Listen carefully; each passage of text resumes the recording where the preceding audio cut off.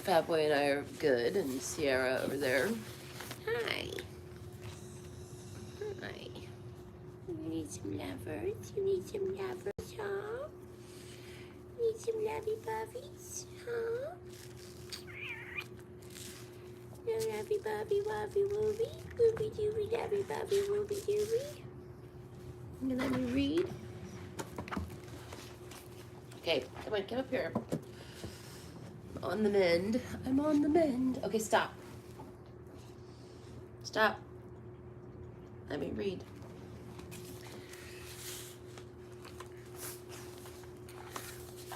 Orphans and expatriate heroes. Okay, that's enough. Don't be aggressive. You're being aggressive. You're being aggressive. As Joseph Campbell writes, stop. Stop it.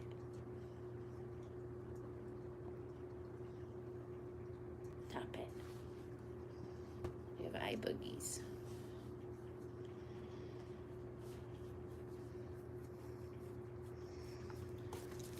As Joseph Campbell writes in The Hero with a Thousand Faces, the real creative acts are represented as those deriving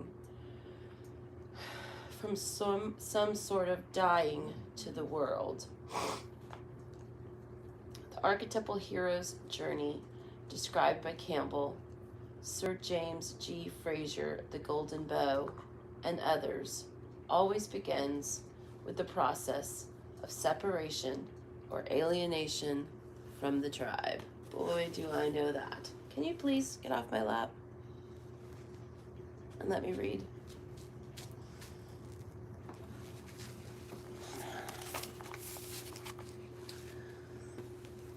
Followed by a series of difficult challenges that the hero must meet alone.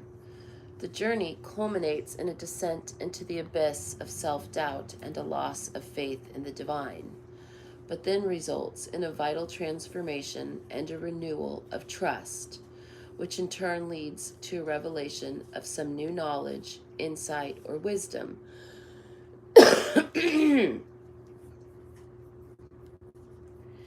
The hero then returns to the tribe and imparts this insight, or tries to, since heroes, like prophets, are not always welcome into their hometown. Their presence unsettles us and makes us aware that other truths and lives exist beyond our physical routines.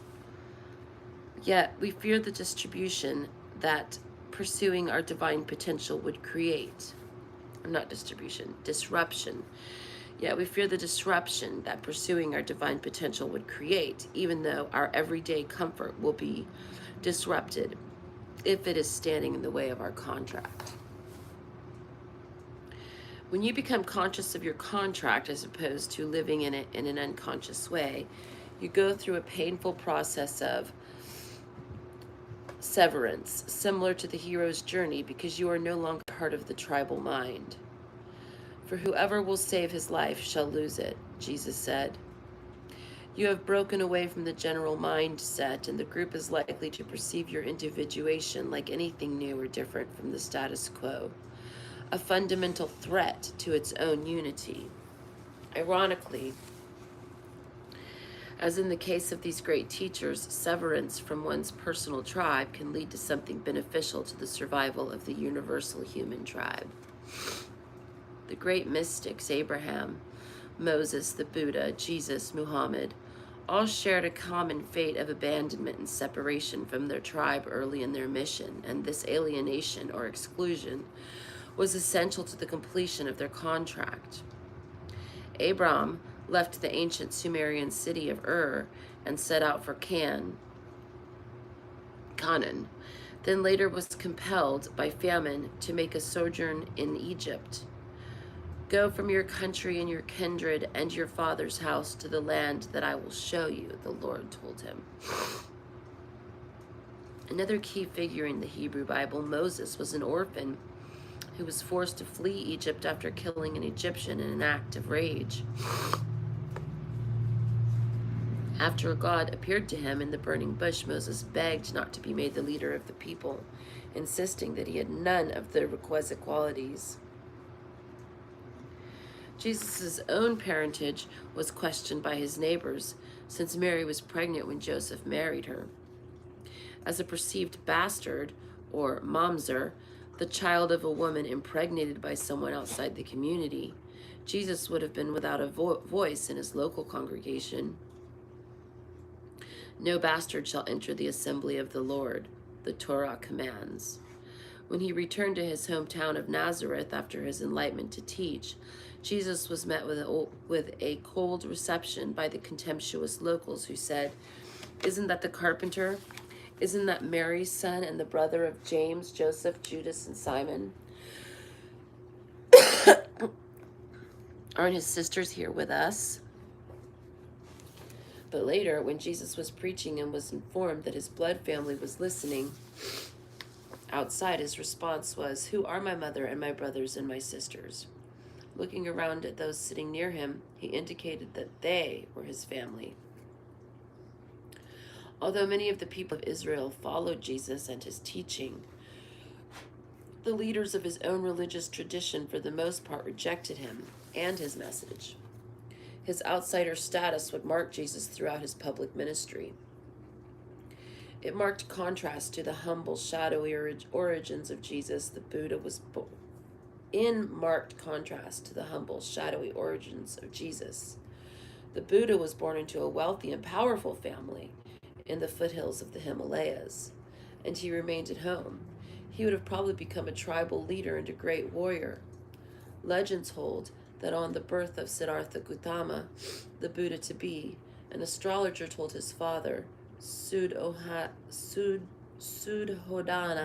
that the boy would become either a universal monarch whose chariot wheels would roll across the land, or enlightened one who would set in motion the wheel of Dharma. The great truth would alleviate humanity's suffering.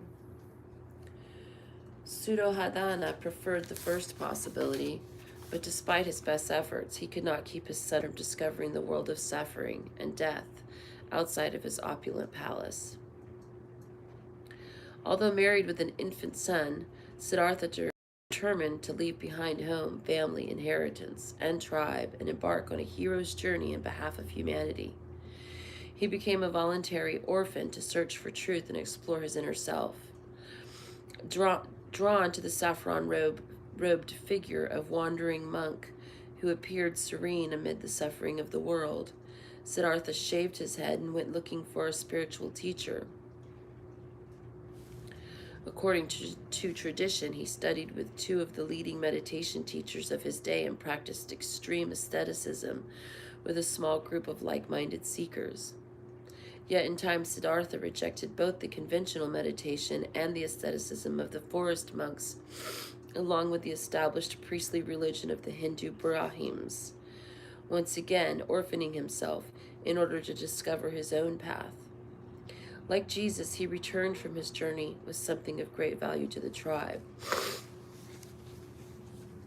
The Prophet Muhammad's father died before he was born, and his mother died when he was only 6, leaving Muhammad under the protection of his uncle, Abu Talib.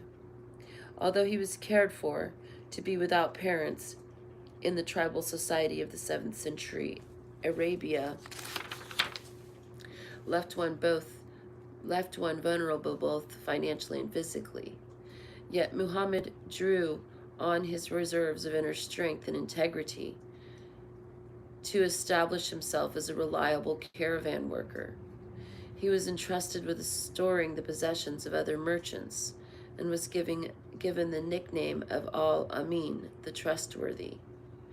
At the age of 25, after successfully managing the caravans of the wealthy female merchant named Khadijah, he accepted her offer of marriage, even though she was 15 years his senior. When Muhammad was about 40 himself, he began to receive revelations from the angel Gabriel in a cave where he went to meditate. The transmissions from Allah, Arabic for the God, eventually formed the Quran, Islam's sacred scripture. Yet, as Muhammad relayed the revelations first to a close circle of family and friends and then to others in the cities of Mecca and Medina, he began to draw fierce resistance from fellow Arabs. Many opposed these new teachings, which forbade the worship of idols and threatened the role of the Kaaba, an ancient Meccan place of worship that was also a great source of commerce in that part of the Arabian Peninsula, modern-day Saudi Arabia. The local clans also scorned the social reforms included in the Quran, which mandated caring for widows and orphans, and greater rights for women who at the time were treated largely as chattel. At one point, Muhammad was forced to seek refuge from threats against his life in the mountain forests of Abu Talib, where he became a virtual prisoner. A lengthy military campaign and pitched battles followed, but Muhammad prevailed, initiating a long era of spiritual and material growth for the very tribe that had so fiercely rejected him at first. His message had since spread to include about 1/6 of the universal tribe. Once each of these spiritual leaders became conscious of his purpose, it reshaped his life entirely. Abram, for instance, was a fairly prosperous herdsman in the nomadic tradition of Semites before he was awakened by the voice of God.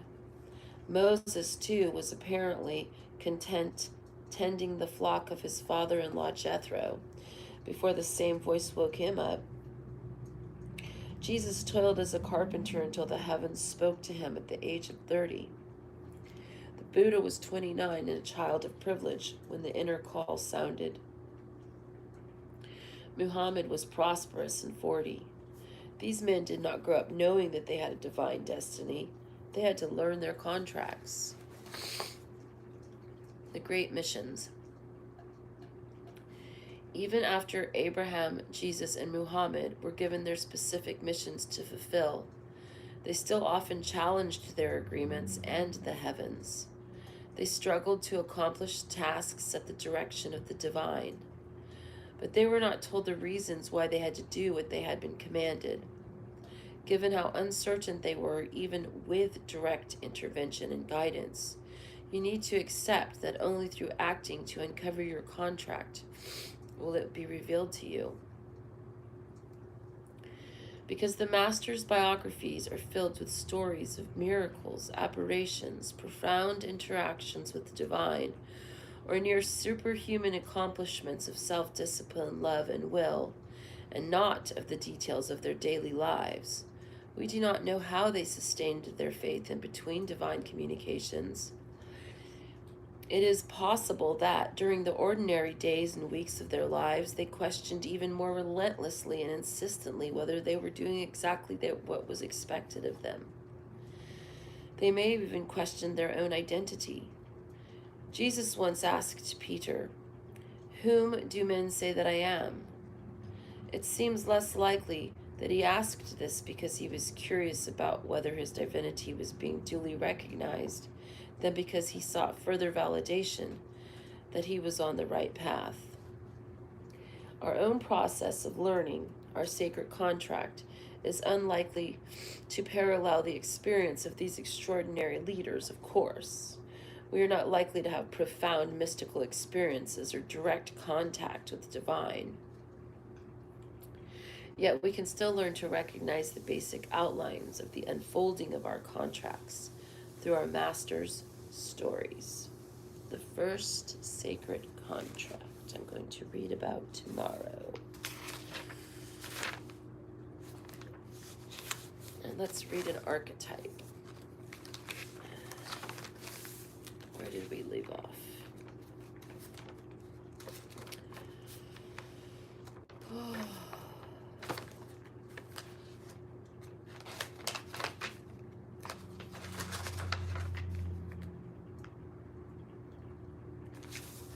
We left off at Wounded Child. This one is Magical Child, Magical Innocent.